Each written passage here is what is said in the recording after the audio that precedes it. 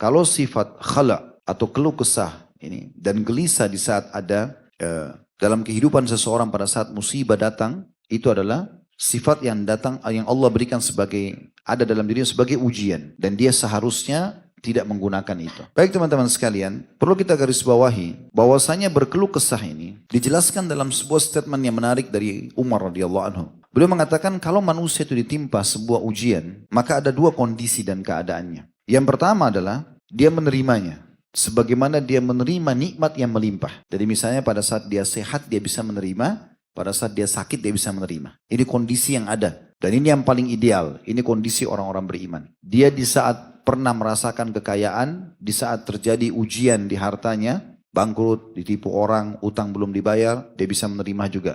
Sebagaimana dulu dia menerima nikmat yang melimpah yang ada. Dan semua dalam kehidupan keseharian seperti itu. Dia bisa mengimbangi keduanya. Di saat nikmat ada, dia bersyukur. Di saat cobaan ada, dia bisa menerima dengan bersabar. Dan tidak berkeluh kesah. Ini yang paling ideal.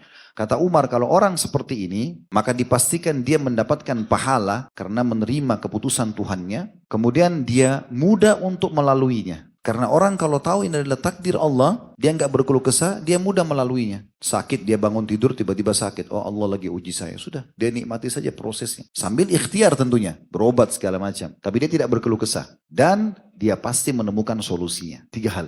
Dapat pahala, mudah melalui, dan dapat solusinya.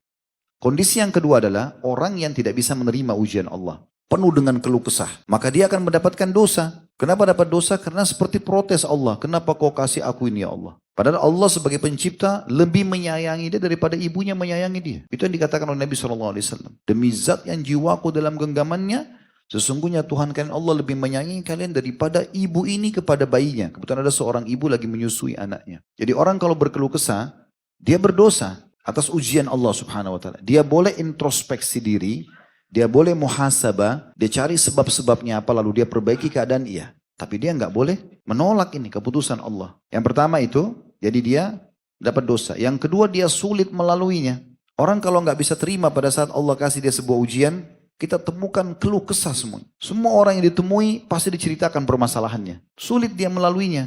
Tapi mau nggak mau harus dia lalui sesuai dengan waktu yang sudah Allah takdirkan. Jadi antum berkeluh kesah dengan penyakit antum, tidak akan ada manfaatnya. Kemudian yang ketiga, tidak menemukan solusinya. Allah malah datangkan ujian itu, lebih berlipat ganda lagi karena dasarnya dia kufur terhadap hal tersebut. Apalagi kalau dia buka pintu-pintu maksiat, terjadi permasalahan malah mabuk-mabukan, ya, malah bermaksiat kepada Allah, malah berzina, malah segala macam, maka akhirnya tambah hancur hidupnya. Dia tidak temukan solusi tapi jadi malah masalah dalam hidupnya. Jadi seperti itu gambarannya. Teman-teman sekalian, kegelisahan ini sebab utamanya yang muncul itu selain memang dia ada potensi dalam diri sebagai ujian, itu karena kemaksiatan. Orang kalau jauh dari kemaksiatan, maksiat apapun, kecil ataupun besar kepada Allah Subhanahu wa taala, pastikan dia pasti akan bahagia. Biar cobaan datang seperti apapun kita temukan dia bisa menerima. Tapi kapan memang diikuti dengan kemaksiatan, maka itu jadi masalah buat dia. Banyak dalilnya. Di antara dalil adalah hadis riwayat Tirmidzi di mana Nabi alaihi salatu wassalam bersabda, "Da' ma yaribuka ila ma la yaribuk, fa inna sidqa tuma'nina wa innal kadhiba ribah." Tinggalkanlah sesuatu yang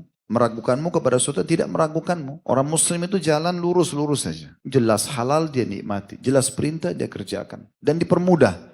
Dahulukan yang wajib, kalau sudah mampu baru lakukan yang sunnah. Sampai ajal datang selesai. Hidup di dunia enak, mati juga masuk surga. Gitu kan? Simple aja gitu. Jadi seperti itu, kalau udah ragu. Kalau dia yakin, dia jalan. Lalu kata Nabi SAW, fa inna sidqa tuma'nina. Ketahuilah, kejujuran itu, karena ini adalah bagian daripada amal saleh, adalah ketenangan jiwa.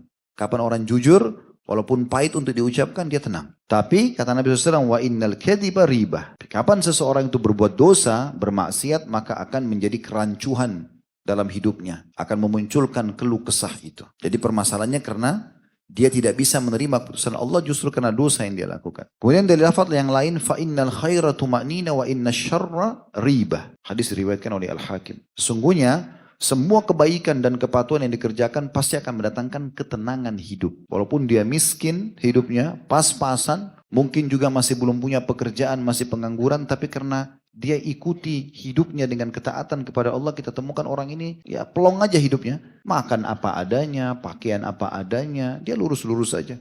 Mus'ab radhiyallahu anhu sahabat Nabi yang mulia ini anak kaya raya di Mekah. Dia kalau jalan, orang sudah tahu tampannya luar biasa. Sampai diberikan julukan ini kembarannya Nabi SAW. Waktu beliau terbunuh di perang Uhud karena pegang bendera, Ibnu Lutbiyah berkata pada saat itu, sesungguhnya aku telah membunuh Muhammad. Kenapa dia bilang begitu? Karena Mus'ab bin Umair mirip sekali dengan Nabi SAW. Tampan sekali. Dia kalau jalan di Mekah itu orang semua kagum lihat ketampanannya. Bajunya selalu baru dan bersih. Wanginya kecium dari jarak jauh. Sampai menjadi idola di Mekah. Di kalangan para anak muda. Setelah masuk Islam, orang tuanya yang kaya raya nolak. Tidak mau menerima dia. Akhirnya diputuskan semua sumber pendapatannya. Tapi apa yang terjadi? Karena dia isi hatinya dengan keimanan dan dia sibuk dengan amal soleh mengikuti ajaran Nabi SAW, hidupnya tenang. Walaupun dia makan dengan sahabat makan apa dia ikut.